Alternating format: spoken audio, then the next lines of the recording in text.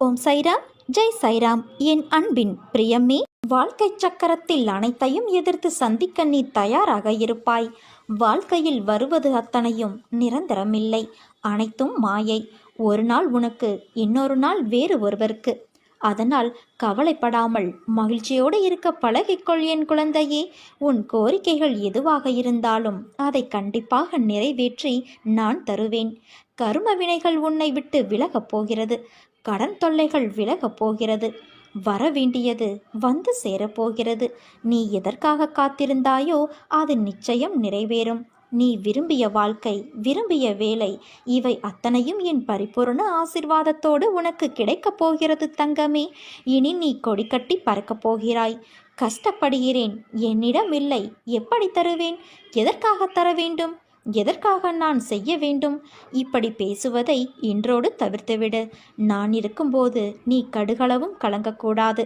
உன்னை எவரிடத்திலும் நான் விட்டு கொடுக்க மாட்டேன். எந்த நேரத்திலும் கைவிட மாட்டேன். நலமாக இருக்கிறேன், முடிந்ததை செய்கிறேன், முயற்சிக்கின்றேன், தருகிறேன், இப்படி சொல்ல பழகிக்கொள். என்னை நீ சரணாகதியடைந்தால் உன்னை நான் பாதுகாப்பேன். பொறுமையாக இரு என் தங்கமே. உன் கடந்த காலத்தை பற்றியோ தற்போதைய நிலையை பற்றியோ சிறிதும் கவலை கொள்ளாதே. காலங்கள் மாறும். மாறவில்லை என்றால் நான் மாற்றுவேன். வாழ்வில் நீ நினைத்து பார்க்காத வளமான வாழ்வை வாழ்வாய். நீ கடக்கும் பாதைகள் யாவும் உன் வாழ்வை மேன்மைப்படுத்தத்தான் நடந்து கொண்டிருக்கிறது. உனக்கு என்றுமே வழித்துணையாக நான் இருப்பேன் என் குழந்தையே. வாழ்வில் இதற்கு மேலும் நல்ல நல்ல நிலைமைகள் உள்ளது. இன்னும் பல அற்புதங்களை உன் வாழ்வில் நீ காணத்தான் போகின்றாய். பல அற்புதங்கள் உன் வாழ்வில் நடக்கத்தான் போகின்றது. இப்போது இருக்கும் எதுவும் நிரந்தரமல்ல. என்னை வழிபட ஆரம்பித்து எத்தனை நல்ல வினைகளை நீ செய்துள்ளாய். உன்னை ஏளனமாக பார்த்து நகைத்தவர்கள் முன்னிலையில் நீ கொடியாய் உயர்ந்து நிற்கப் போகிறாய். உன்னை தாங்கும் கம்பாக நான் இருக்கின்றேன். என் உயிராய் நீ இருக்கிறாய். உன்னுடைய மனநிலையில் ஏன் இந்த மாற்றம்? உன் இயல்பு நிலையிலிருந்து மாறி ஏன் இப்படி எதையும் உணராதது போல, வாழ்க்கையே மறத்து போனது போல ஏன் இந்த தோற்றம் உனக்கு? நீ நிறைய விஷயங்களை மாற்ற வேண்டியதாய் உள்ளது. உன் கோபம், அவசர புத்தி, சகிப்புத்தன்மை இல்லாத நிலை, எதற்கெடுத்தாலும் எரிச்சலான எண்ணம், அகங்காரம், இவற்றை மாற்றினால் நிம்மதியான சந்தோஷமுடைய வாழ்க்கையை நீ எய்துவாய். மற்றவர்கள் உன்னை காயப்படுத்தி உன்னை புறம் கூறினாலும் நீ நகர்ந்து வந்துவிடு. நீயும் அதையே செய்யாதே. பிறகு என் பிள்ளையான உனக்கும் அவர்களுக்கும் என்ன வித்தியாசம்? உன் பக்தி உண்மையானது, உன் அன்பு தூய்மையானது. அதில் எந்த குறையும் காண முடியாது. நடக்கின்ற மாயையும் கர்மாவும் தான் உன் நிலையை தாழ்த்த செய்கிறது. நீ வணங்கும் தெய்வம் நான் இருக்கும்போது உன் சூழ்நிலை எனக்கு தெரியாமல் எப்படி போகும்? உன்னை புரிந்து கொள்ளாமல் நான் எப்படி இருப்பேன்? என் அருளும் ஆசிர்வாதமும் எப்போதும் உனக்கு உண்டு. உன் மனவழி போக்கி உன் முகத்தில் நிச்சயம் புன்னகை மலர செய்யும் செய்தி உன்னை தேடி வரும். இந்த நொடியை என்னிடம் ஒப்படைத்துவிடு. ஒன்றை மட்டும் நன்றாக தெரிந்து கொள். புண்ணிய பலம் இருந்தால் மட்டுமே நீ என்னை வணங்க முடியும். எவ்வளவோ திட்டங்களை நீ தீட்டி இருக்கின்றாய். ஆனால் உன்னால் வெற்றி பெறத்தான் முடியவில்லை. என்னை வணங்கியும் உன் கஷ்டங்கள் இன்னும் தொலையவில்லை என அங்கலாய்க்கின்றாய். யார் கெஞ்சினாலும் கெஞ்சாவிட்டாலும் எனக்கு விருப்பமில்லை என்றால் நான் யாருக்கும் எதையும் தரமாட்டேன். அது மட்டுமல்ல, நீங்கள் எல்லோருமே திட்டங்களை தீட்டுகிறீர்கள். ஆனால் உனக்கு ஆதியும் தெரிவதில்லை, அந்தமும் புரிவதில்லை. உனக்கு எது நன்மை, எது தீமை என்பது எனக்கே தெரியும். இந்த உலகில் எனக்கு தெரியாதது என்று எதுவுமே இல்லை. நடந்தது, நடப்பது, நடக்கப் போவது அனைத்தும் என் உள்ளங்கை நெல்லிக்கனி போல அனைத்தும் இருக்கிறது. என்னுடைய விருப்பத்திற்கு கீழ்ப்படிந்து நீ நடந்து கொண்டால் பக்தர்கள் சுகத்தையும் சாந்தியையும் பெறுவார்கள். இதுவரை நீ வேண்டியது உனக்கு கிடைக்கவில்லை என்றால் நீ என் எதிர்பார்ப்பிற்கு, என்னுடைய விருப்பத்திற்கு நடக்கவில்லை என்று அர்த்தம். என் எதிர்பார்ப்புதான் என்ன என்று யோசிக்கிறாயா? நீ எப்போதும் சலனமற்ற மனம் உள்ளவர்களாக இருக்க வேண்டும். எது விதிக்கப்பட்டிருக்கிறதோ அதை தயங்காமலும் முணுமுணுக்காமலும் நீ அனுபவிக்க வேண்டும். இன்ப துன்பமும் சுக துக்கமும் நிலையற்றவை. இன்று இருப்பது நாளை மாறி போகும். அதனால் மாற்றத்திற்குரிய ஒன்றுக்காக மனம் கலங்காமல் இருக்க வேண்டும்.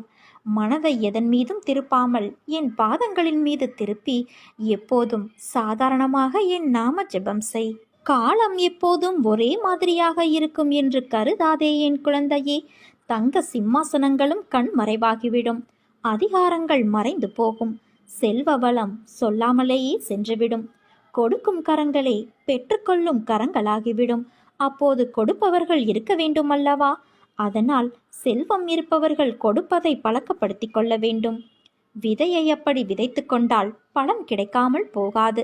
என்னுடையது எனக்கு மட்டுமே என்ற பாவத்தோடு நாட்களை கடத்தி தேவை ஏற்பட்ட போது எனக்கு யாரும் இல்லை என்று கருதினால் பிரயோஜனம் என்ன? தானம் செய்தது ஒருபோதும் வீண் போகாது. ஆறுதல் சொன்னால் அது வீணாகாது. உதவி வீணாகாது. நல்ல சொற்கள் வீணாகாது. அன்பு வீணாகாது. தேவை நேர்ந்த போது அதிக பலனை இந்த குணங்கள்தான் இறைவனின் வடிவத்தில் பிரத்யட்சமாக உன் கண்முன் வந்து நிற்கும். என்றுமே வாழ்வில் நாணயம் போல இரு பக்கங்கள் இருக்கும். ஆனால் அதில் ஏதோ ஒன்றில்தான் உனக்கென்று தேவைப்படும் பக்கம் இருக்கும். உனக்கான இடம் வரும் வரை உன் பக்கத்திற்காக நீ காத்து கொண்டு இருக்கத்தான் வேண்டும். கஷ்டம் வரும் சமயங்களில் நிலை குலைந்து போய்விடாதே. நடப்பதை ஜீரணிக்க முடியாமல் திண்டாடாதே. எதையும் நம்பி யாரும் இல்லை என்று தைரியமடைந்து பார். இறைவன் ஒன்றை எடுத்துக்கொண்டால் இன்னொன்றை தராமல் இருக்க மாட்டான் என்று நம்பிக்கை வை. அமைதியாக இந்த இன்னொன்றை தேடு. அந்த நேரங்களில் அமைதி இழக்காமல், நம்பிக்கை இழக்காமல் நீ அப்படி தேடுவாயானால் இதற்கு முன் இருந்த நிலையை காட்டிலும் உயர்வான நிலையாகவே இருக்கும். நீ செய்யும் நல்ல காரியமும், பிறரிடம் காட்டும் பரிவும், செலுத்தும் அன்பும், நல்ல எண்ணமும் பல்கி பெருகி மீண்டும் உன்னிடமே திரும்ப வரும். அடுத்தவரை பற்றி நீ நினைக்கும் விதத்திற்கு நீயே காரணம். அதற்கு அவர் பொறுப்பல்ல என்பதை நினைவில் கொள். உன் எண்ணங்கள் மறு உருவாக்கம் செய்யப்படுகின்றன. உன்னுடைய மௌனமான எண்ணங்களையும் உணர்ச்சிகளையும் குறிக்கும் உன் அகம் சார்ந்த பேச்சு உன்னிடம் மற்றவர்கள் நடந்து கொள்ளும் விதத்தில் வெளிப்படும். அனுபவிக்காமல் கர்மவினை தீர்ந்து போகாது குழந்தையே. ஜீவர்களின் கர்ம பாசம் எவ்வளவு பலமானதாக இருந்தாலும் என்னை சரணடைந்தவர்களின் தீவினைகள் சிலந்தி பூச்சி உண்டாக்கும் கயிறு போல பலவீனமாகிவிடும். ஏதோ ஒன்றை அடைவதில் மட்டும்தான் நிம்மதி கிடைக்கும் என்று நினைக்காதே. உழைப்பும் நேர்மையும் உன்னோடு இருக்கும் வரை உன்னை ஒருவராலும் வீழ்த்திட முடியாது. நீ நதி போல ஓடிக்கொண்டே இரு. உன்னோடு உன் கூடவே நான் இருக்கிறேன். ஒரு மனிதன் வாழ்க்கையை வாழ அவசியமான விஷயங்கள் இருப்பது போல வாழ்க்கையில் சந்திக்க, அதை கடந்து செல்ல, அதை எதிர்கொள்ள அவர்களுக்கு அடிப்படையான தேவை அன்பு, நம்பிக்கை, பொறுமை, நேர்மை, விடாமுயற்சி. ஒரு கடினமான சூழலை கடக்க ஒருவருக்கு நீடித்த நம்பிக்கையும் குறையாத பொறுமையும் மிக முக்கிய தேவை. உன் வாழ்க்கையில் உன்னை தலைகீழாக மாற்றும் சூழல் வந்திருக்கலாம். அது உன்னை நடுங்க வைத்து உன்னை பாடாய்படுத்தியிருக்கலாம். ஆனால் முயன்று மீண்டு வருவேன் என்று நம்பிக்கையை இழக்காமல் பொறுமையோடு அந்த சூழல் நிரந்தரமானது அல்ல என்று நேர்மறை எண்ணத்தில் எதிர்கொள்ள வேண்டும். அப்படி ஒருவர் நம்பிக்கை இழந்து நிர்கதியாயிருக்கும் சூழலில் அந்த ஆன்மா என்னை நோக்க செய்கின்றது. நம்பிக்கையை என் வார்த்தைகளால் நான் கொடுக்கின்றேன். அதை அவர் மனதில் பதிய, அவர் மனம் ஆனந்தமடைய சிறு லீலைகளை நடத்தி நம்பிக்கையை ஊர்ஜிதப்படுத்தி அதிகமாக்குகிறேன். உன்னிடத்தில் என்னை நம்புவதற்கு சிறு விஷயங்களை நடத்தி உன் ஆன்மாவோடுதான் இருக்கிறேன் என்ற உண்மையை வெளிப்படுத்தி உன்னை இக்கட்டான சூழ்நிலைகளிலிருந்து நான் விடுவிப்பேன். அது ஏன் அம்மா, நான் மட்டும், நிறைய பேர் இருக்கிறார்களே என்றுதானே நீ கேட்கிறாய்? ருணானுபந்தம், அதாவது ஜென்ம ஜென்மமாய் தொடர்கின்ற பந்தம்தான் நீயும் நானும். நீயும் நானும் சொற்களால் இரண்டாக இருந்தாலும் தாய் கருவுற்று சிசு தன் வயிற்றில் இருக்கும்போது இரு உயிர் ஒரு உருவமாய் இருப்பது போல நீயும் நானும் இருக்கின்றோம். அதனால்தான் என்னை நம்பி என்னிடம் வேண்டுபவர்கள் எவராக இருந்தாலும் எல்லோரும் ஒன்றுதான் என்று சொல்கிறேன். என்னை நம்பினோரை நான் கைப்பிடித்து கொண்டே இருப்பேன். என் அன்பு குழந்தையே, உன் மனம் தள்ளாடி கொண்டு இருக்கிறது. கடிவாளம் இல்லாமல் நீ ஓடிக்கொண்டு இருக்கிறாய். என்றாவது ஒரு நாள் விடியும் என்று காத்திருக்கிறாய்.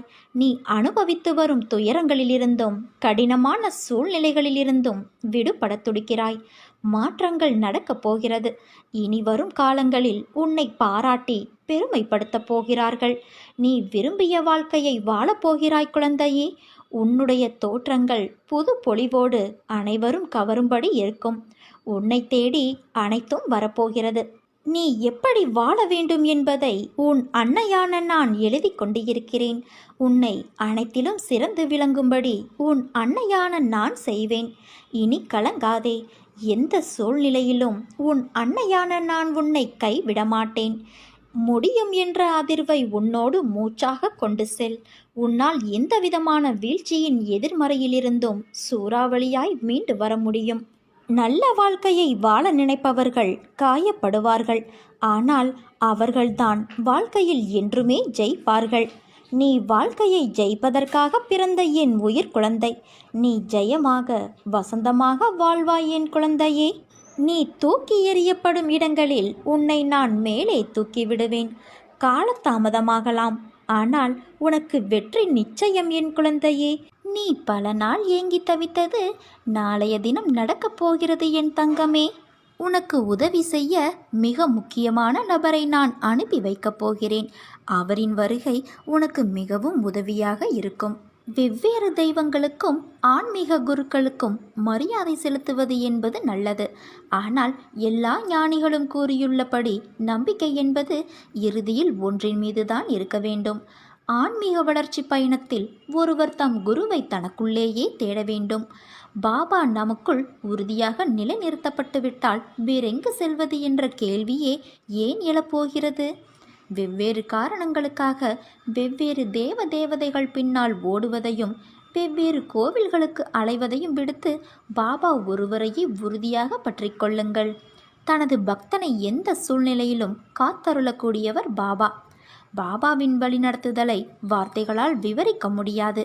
அதை உணர மட்டுமே முடியும். பாபாவிடம் நம்மை முழுமையாக அர்ப்பணித்து எந்த நிலையிலும் பாபா நாமம் ஜபித்து வாழ்ந்தோமானால் நம்மை சூழ்ந்துள்ள அனைத்து பிரச்சனைகளும் நம்மை விட்டு விலகி செல்வதை நாம் அனுபவத்தில் உணர முடியும். எனதன்பு குழந்தையே, நீ இழந்து போனதையும் தொலைத்து விட்டதையும் நான் அறிந்திருக்கின்றேன். நான் மௌனமாக இருப்பதற்கு காரணம் அவை உனக்கு நன்மை விளைவிக்கும் என்பதால். பிற்காலத்தில் பெரும் பலனோடும் வட்டியோடும் ஆசிர்வாதத்தோடும் மீண்டும் உன்னிடமே வந்து சேரும். உன் வேண்டுதல்கள் அனைத்தும் கேட்கப்பட்டு விட்டது. நீ எனக்காக பொறுமையாக காத்திரு. உன் வாழ்வில் நல்லதே நடக்கும். கிளைகளை வெட்டினால் என்ன, வேர் இருக்கிறதே என்று நான் மகிழ்ச்சி படுவேன். துளிர்க்கும் வகையில் துணி உடையவனாவேன். அதைத்தானே வாழ்க்கை நமக்கு கற்பித்தபடி இருக்கிறதல்லவா? விடிந்த பின்பு நிலவு கண்ணுக்கு தெரிவதில்லை. அதுபோல சிலருக்கு உயர்ந்த பின்பு உதவியவர்கள் கண்ணுக்கு தெரிவதில்லை. புகழை மறந்தாலும் நீங்கள் பட்ட அவமானங்களை மறக்காதீர்கள். அது இன்னொரு முறை நீங்கள் அவமானப்படாமல் இருக்க கை கொடுக்கும். நேர்மை மிக அரிது. அது உங்களிடம் இருந்தால் இழந்து விடாமல் இருங்கள். ஆயுளின் பெருமை ஆண்டுகளில் இல்லை, நீங்கள் வாழும் முறையில்தான் இருக்கிறது. அன்பும் இனிமையும் உள்ளத்தில் இருந்தால் வாழ்வில் எங்கும் எப்போதும் எதிலும் மன நிறைவடைவீர்கள். நாம் ஒருபோதும் நம்மை உணர்வது இல்லை. அடுத்தவரை திருத்துவதில் மிக கவனமாக இருக்கிறோம்.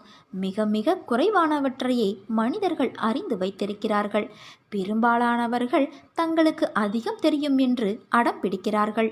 இந்த உலகத்தில் மிகப்பெரிய பிரச்சனை என்னவென்றால் தம்மைத்தாமே புரிந்து கொள்வதற்காக எதையும் கேட்பதில்லை. பிறருக்கு பதிலளிப்பதற்காகத்தான் கேட்கிறார்கள். எந்த நாள் உங்களுக்கு உங்களுடைய மதிப்பு தெரிய வருகிறதோ அன்று முதல் பிறருடைய பாராட்டிற்கும் அவமதிப்பிற்கும் எந்த ஒரு பேதமும் தெரிவதில்லை. மற்றவன் நன்றாக இருக்கக்கூடாது என்ற எண்ணம் மனிதனின் நிம்மதியை குலைக்கிறது. தருமன் கேட்டது 5 வீடு. சரியோ தவறோ, நீதியோ அநீதியோ, தர்மமோ அதர்மமோ, 5 வீடு கொடுத்தால் துரியோதனன் ஒன்றும் குறைந்து விடப்போவதில்லை. உலகளந்த பெருமாள் பரவாசுதேவன் 5 வீடு கேட்டான். ஊசி முனை நிலம் கூட கொடுக்க மாட்டேன் என்றான் துரியோதனன். அந்த கஞ்சத்தனம் உலோபகுணம் அவன் குலத்தையே வேறறுத்தது. கொஞ்சம் விட்டு கொடுத்திருக்கலாம். அவனுக்கு எதற்கு கொடுக்க வேண்டும் என்ற முரட்டு பிடிவாதம் துரியோதனனை அழித்துவிட்டது. கெட்டவர்களிடமிருந்து பாடம் படிக்கலாம், ஆனால் அதை ஒருபோதும் நாம் செய்து விடக்கூடாது. யார் உனக்கு அதர்ம வழியில் சென்று துரோகம் செய்தாலும் நீ அவர்களுக்கு தர்மத்தின் வழியில் சென்று நல்லதை செய்து பார். உனக்கு வாழ்வில் அனைத்தும் சுகம் கிட்டும்.